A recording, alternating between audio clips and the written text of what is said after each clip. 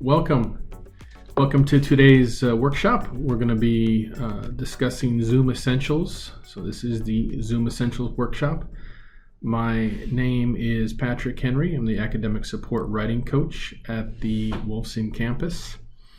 And I'm going to be going over, I see Gabriel Gonzalez is also an instructional assistant who helped out with the content of this presentation. He's not here to give it today, but so you'll have to just bear with me as we go through some of the skills that you'll need to be successful using Zoom. Okay, we're going to talk about a few things today. One of them is how to sign into Zoom. Another is how to communicate within Zoom, and then using some of the audio-visual features, transcript features, whiteboard, and other features within the Zoom software. You can be successful in your course. All right, signing into Zoom. So there's a few ways to sign into Zoom. I'm going to show you examples of all three of them. So the first is we're going to talk about through Blackboard, through your course links. If you've been emailed a link, through a link that you've been emailed, and then also with the meeting ID and passcode if you have the Zoom app downloaded on your computer or through the web browser. So we'll go through all three of those ways quickly. So the first way is once you log into your course, you'll see something like this in your course on the home page. You might see an announcement from your professor. It might be in one of these areas here on the left-hand side. I've got an announcement here. It says, welcome to class. You're welcome to class. To join the class live, please log into the following Zoom link, and then the link would be right here. You also may be emailed a link, and you see an email here with the class link. So that is another way your professor may communicate the link. Or there is something called a meeting ID and login information. If they have that, they may send you that instead of a direct link. So look for those three ways to get in. So we'll click on the link because that's most common how you'll be entering into Zoom. You click on the link. It may ask you, there's a little message up here, open Zoom meetings. If you have not downloaded the app to your computer, it will ask you to install it. If the Zoom client is not installed, it'll automatically ask, and you as a best practice, you might want to download that onto your machine. And then you open the Zoom meeting. You also may just launch the meeting. Launching the meeting here from the browser will give you limited functionality within Zoom. So I suggest opening up Zoom meetings from the app. So we're going to do that. We're going to launch the meeting. Takes a few seconds to do that. As it comes up, I'll take a pause.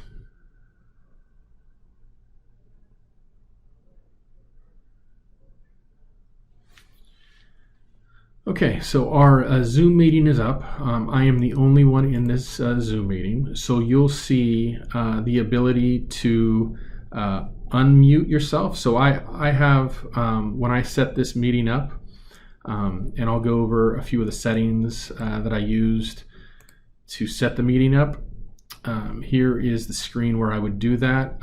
For those who have the ability, the website address to log into Zoom is www.mdc.edu/Zoom. And you log in, it utilizes single sign-on, and you'll come up to this this screen. There'll be a couple of different things. You can, it says attend a meeting, schedule a meeting, or my meetings. And so here are my upcoming meetings. This is the Zoom Essential meeting. It's currently live, so it's got the option to join or end the meeting. And how I set this up, there's a few things to look at. For the security, there are 3 options: passcode, waiting room, or require authentication to join. I've chosen this option, waiting room. Waiting room gives me the ability to, as the meeting host, to let people enter at my own pace. I do have a meeting ID here, but I've used the direct link for folks, not requiring a passcode to join the meeting, but you will be in the waiting room until I, as the meeting host, allow you to enter. So it gives the meeting host a little bit of control. I've also had the video off and the participant video off as they enter the room. It gives the ability of participants and the host to have that off. You can also switch that to on, so as somebody enters, it'll automatically be on. I also have the option to mute participants upon entry, or I could uncheck that and allow the participant to come in with a microphone on. Allow participants to join anytime is off. Again, I have that waiting room feature turned on. And then we've got a couple of other settings down here as well. And those are the settings for creating a meeting. You can also save this as a template for future meetings if you'd like to. Also the ability to add to Google Calendar, Outlook, and Yahoo Calendars. And then that's the essential information for setting up a meeting. So again, once you've launched the meeting by using the app, you now are in the Zoom meeting. There's a few controls down here that we'll go over. There is the unmute button, start video button. Again, if this was a live meeting, now I have my microphone turned on and I have the ability to speak to those participants in this Zoom meeting. I also have the option to share my video. The video will not work right now because I do have the video that I'm using to record this presentation, and so as you can see up here, I cannot start the video. But this is where you would start the video for Zoom. To go over some of these audio settings, this is the next opportunity to review some of these things, these settings. General settings, here you can change the reaction skin tone to whatever you'd like out of those choices. There's a remind feature here to remind 5 minutes before any upcoming meetings. If you've accepted a meeting invoice or if you've scheduled a meeting, it's a handy reminder that you have something coming up. There's some advanced features here like dual monitors, enter full screen automatically when starting or joining a meeting, automatically copy invite link once the meeting starts. And so these are some things that you can use under the general settings. We're not going to focus too much on that. This is something that you might want to look at what fits best for your particular meeting in the future or one that you're attending. Video settings. Video settings are very important. Again, the ability to choose a front camera or a rear camera, depending on your particular machine.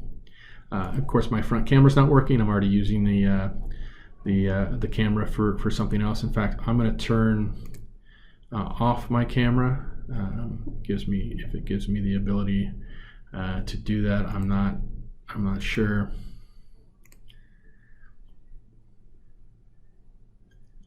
I don't believe it does. So anyway, the camera has a few settings. It's got mirror my video, touch up my appearance, adjust for low light.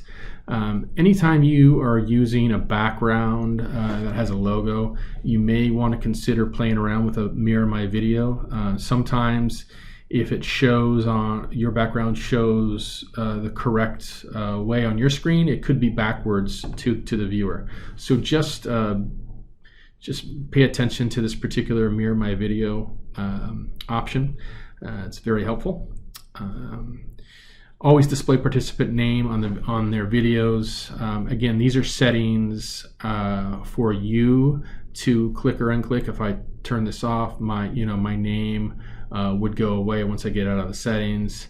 Turn my video off when joining a meeting. These are individual settings that you can set before you even log in. You're gonna get the opportunity to adjust these settings before you even log into the meeting. So just be aware of that.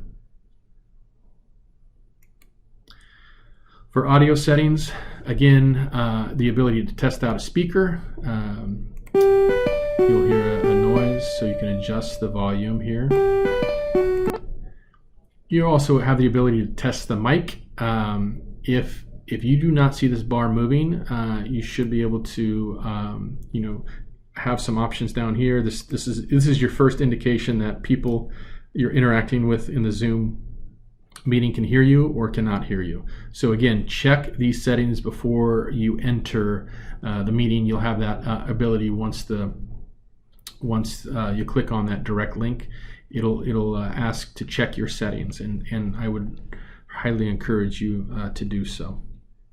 Some other suppressed background noise. Again, auto is the setting on there, and that usually works for most things.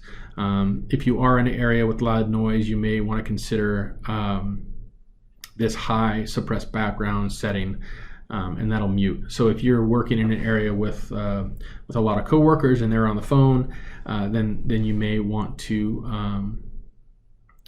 select that particular setting.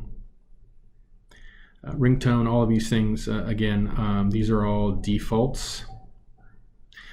For advanced, you can go and look for advanced audio tones and echo cancellation. These are advanced settings, and so you may want to read up more about what that has to do with your particular need in your meeting. So look for that. Another one of our settings is the share screen setting. And so when you're sharing the screen, and we'll go through how to do that a little bit later in the workshop, but here are some of the modes: full screen mode, maximize window, and maintain current size, and then scale to fit. I think the scale to fit is very important because what you're sharing, you want to make sure that those who are viewing the content are able to see it within their screen. So scaling is very important. Either sharing individual windows or sharing all windows from an application. These are some of the settings that you can use later. When I share my screen in a meeting, I automatically share desktop or show all sharing options. And I would have show all sharing options. You don't want to have something on your desktop that you don't want to unintentionally share with the group. So I would just have this linked as show all sharing options, and it gives you the ability to do so before you share the content. That's very important. When I share directly to a Zoom room, automatically share desktop. These Zoom rooms, again, these are the breakout rooms. So I would select show all sharing options before I do that. Again, the default setting was automatically share within the Zoom room. I would select that to all sharing options. It gives you the ability to do that beforehand. There are some advanced features. We're not going to really go into those at this moment, but you can check those out on your own. For background and filters, there are filters that you can use. Again, it's not showing it for me right now because I'm already using my video, but this is just no filter at all. It's just whatever's in your background, and it shares your video. You can use the blur. So depending on where you're running the meeting from or where you're sharing your video from, you may want to consider the blur filter background. There's also other filters here. These are disabled at this point, but you can set that up in the meeting settings if you're the host. You can also add images. as well. And so there's a particular one that I use that is the logo for MDC Wolfson campus that I use as a background. And again, for me to be able to share that, I hit mirror my video and mirror my image just so the image doesn't come out backwards. There's some studio effects. Again, these are advanced settings, and I encourage you to take a look at that on your own.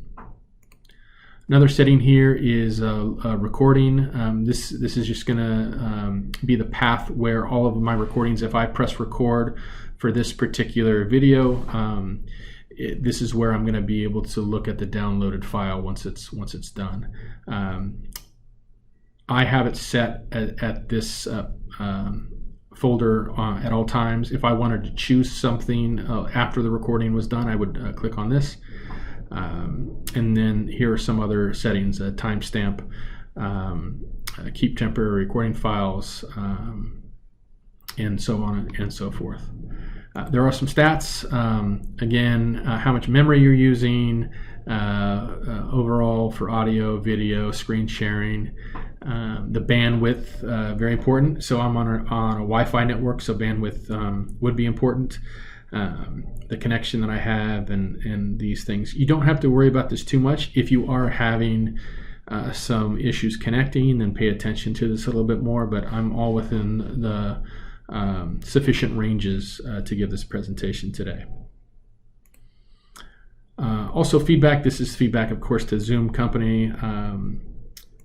Keyboard shortcuts. You can set this up. I just have all the default things here. And then accessibility. Now I'm going to go over the accessibility because there are closed captions here. So closed captions are currently set to this size. I can increase the captions for that. And I'll show you when I go to the live transcripts feature what that looks like so you can see that. Okay. And then screen reader alerts. This is going to alert you if there's any kind of chat. Somebody who's joined, somebody has left, and then if the audio is muted, and all of these different things you can enable these. They're already enabled, so I can see I can get messages as the host when people are joining or leaving, and all of those things to help me keep atop of who the attendees are in this particular Zoom meeting. Okay, so this is the settings feature. Okay, so we're going to go into some of the features of Zoom now. We're going to talk about polls. So I had set up a poll. When I set up the particular meeting, there's an option when I set up the meeting to create a poll. And you can easily, there's a couple of different types of questions. There's single choice questions or multiple choice questions, and so I have a few here. Once I'm ready to share a poll as the host, I just would click on the poll, and the poll that I created for the meeting was a couple of questions. The first, have you ever used Zoom before? Right, so yes would be my answer. I don't have the ability to do that. Actually, I haven't launched it yet, so I will launch the poll now. And so this gives, now as a meeting host, I don't have the ability to answer these questions. The participants, once I launch this, then you would have a pop-up on your screen as a participant, and these questions would be answered, and you can see live polls. The live polling here once participants are answering those questions. Second question I had was a multiple choice. What do you want to know more about? Audio controls, video controls, and this had the ability for participants to choose multiple answers or options in this. When you're done with the poll, it would be end the poll. You would see again all the statistics for the poll, and then you can easily share results with the participants. Okay. When you're done sharing, you move on, then it's stop sharing, and you can close the poll. The chat feature in Zoom is pretty self-explanatory. It is one of these basic functions in all different type of teleconference softwares that we've used, like Blackboard Collaborate and Microsoft Teams. For here, there's a couple of nuances, and that's the to everyone in the meeting, or you can send a chat to a particular person. You've got emojis. You can also send out. You can also have a setting here as a host. Participants can chat only with the host or co-host, or with no one. You can just turn off chat at all, and that's going to be located just down here with these three bubbles here. So those are three things. Right now, the chat is open to everybody. Anybody can chat anybody else, and so using the chat is a very valuable feature in Zoom. Okay, and so a lot of folks utilize this, both students and faculty, and so this is a very, very important option. But there are some controls down here that you can utilize under the more setting down here.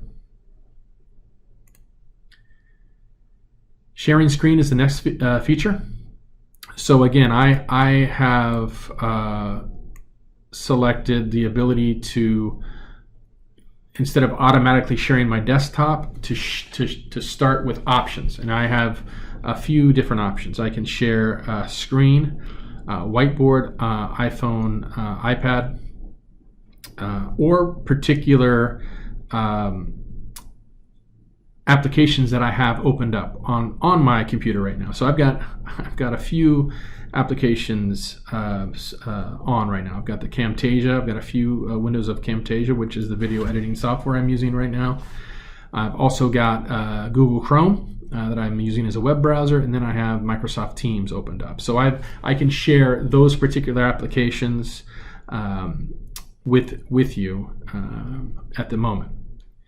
Another sharing feature is the whiteboard. So we'll talk a little bit about the whiteboard. The whiteboard gives you the ability to have those in the meeting share with you information using these particular features. And I'll move this a little bit out of the way. You can utilize it with text boxes and have folks in a brainstorming session, if I can spell that correctly. Brainstorming session. Give their ideas in the group. You have the ability to clear all the drawings. You have the ability just to clear your drawings or clear the viewer's drawings. So now, who can see you share here? So everyone in the meeting can save things that you share here. Okay, so that's the setting that I have set up in the meeting. Okay, you also have the ability, whatever information that you do here in the whiteboard, is to save the information and save it as a PDF, and you can show that where you saved it in the folder, which I think is very helpful. And so those are great from brainstorming sessions. You can see exactly where this is saved. So I've got under Documents, Zoom, under my Zoom folder on my PC, and today's date of the Zoom Essentials meeting, I've got the whiteboard saved here. Okay, so you can always refer back to those files. I'm going to stop sharing the whiteboard. Okay, I'm going to show the other option. There's some other options: iPhone, iPad. You can save it. You can share whatever is on your phone with that feature. If I start to share that, it's going to ask me to connect. A plugin is required to share that, so make sure that you install that. I do not have that installed, so I will not go about doing that, but that is also an option as well. There's some other share features. You can share a PowerPoint as a virtual background, content from a second camera. So again, these are some plugins that you can use. A portion of your screen a video that you have downloaded as a file, or just share files. Now, sharing the files doesn't necessarily go through your computer. It goes through these particular cloud services. You know, the one that we probably will use the most is the Microsoft OneDrive, as we all have access to that with our Office 365 subscription. So you want to make sure that any file that you're going to share is in your Microsoft OneDrive and it's not sitting on your desktop. So that's just a rule of thumb there, and for you to remember. The other feature I'd like to share is reactions. Reactions are particular if you're a participant in the meeting. Also, if you're the professor or faculty teaching this, you want to encourage students to use this, right? So encourage students, hey, when you're ready, or if you have a question, please raise your hand. That'll indicate to the host, and you can see my hand is raised here. It'll indicate to the host that you have a question. You can also lower someone's hand, or you lower your own hand. Indicating for the students, hey, please let me know if you agree or if it's a yes or no answer. Having yes or no. Slow down, please, or speed up, or I'm away, right? So if somebody has to step away from a meeting, or if it's a class, encourage them to use that. There's also clapping, liking features, all these emojis, laughing out loud, and some other things that students can use. And I would encourage everyone to be as interactive as possible in those cases. So those are the reactions functionality within Zoom. One more very important feature is something called record. You can record to the cloud. Right now, this session is being recorded, and once I stop the recording, yes, I want to stop the recording, and that'll go to that same folder that the whiteboard information was saved. The same folder. Live transcript also, as you see, we increase the text of the live transcript. So I'm going to do this. I'm going to enable auto transcripts. Okay. So now participants will see on the bottom, it only works as clearly as the speaker is speaking. This feature is very important for those participants who are viewing the meeting or the class in a place where they're not able to interact with the audio. They can follow along with the speaker and with those presenting content through this live transcript feature. This is also ADA compliant, and so this will help with those with disabilities. They have now the option of going through and following along with the content if they have any auditory issues with hearing what the speaker is saying. So this is very, very important feature. For right now, I'm going to disable auto transcript. So that should be off now, and you won't be able to see that. So those are some of the key features we wanted to touch on today. Another key feature is breakout rooms. So setting up breakout rooms is pretty easy. You can either automatically sign or sign manually. I don't have the ability to sign manually or automatically right now because I don't have any participants in there. I have been to meetings where we let the participants choose. So, creating the breakout rooms, if I go to create this, I do have, before I say open up all rooms, I do have the ability to create a room. This is really key because, APA,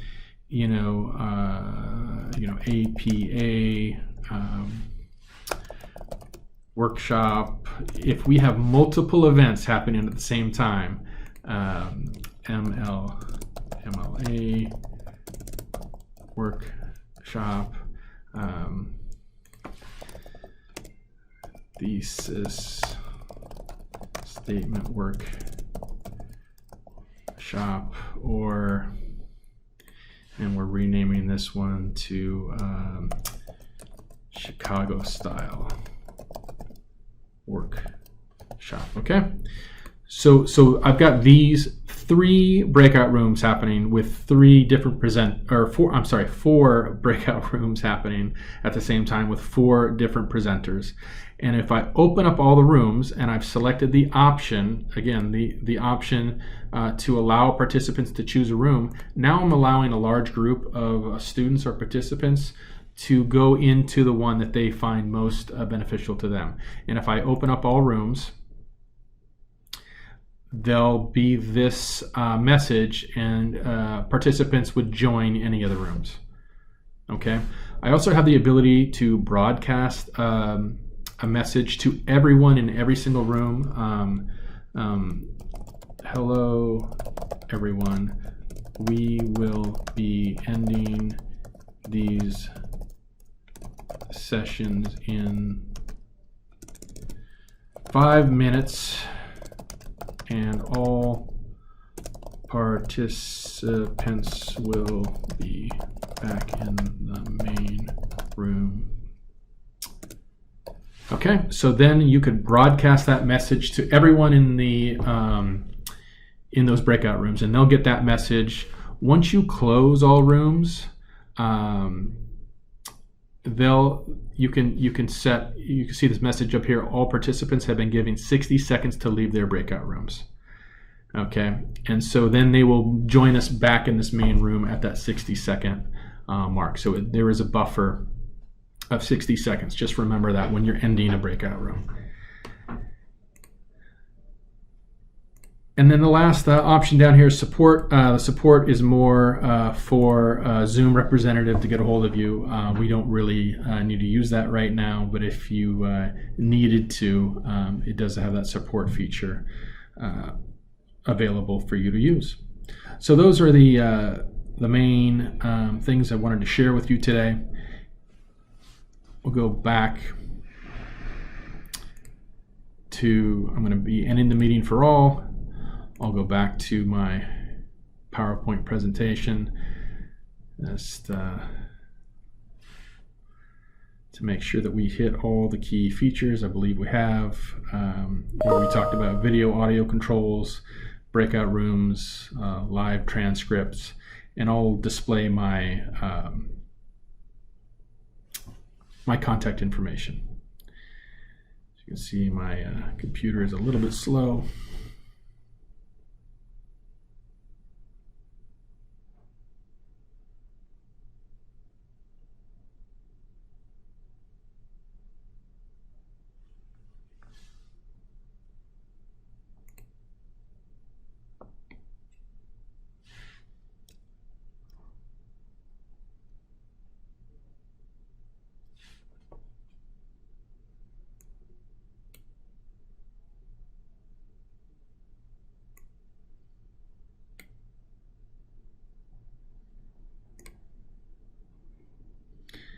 Again, any questions, please let me know. I'm going to put my contact information up here just one more time.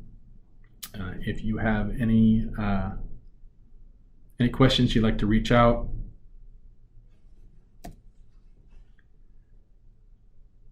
my name again is Patrick Henry, Academic Support Writing Coach at the Wolfson campus, and that is my contact information. Be happy to help out if you have an upcoming meeting, if you're a student that needs to join a meeting, if you're a faculty that needs to host a meeting, please let me know. I can walk you through some of the steps and features. Thank you, and have a great day.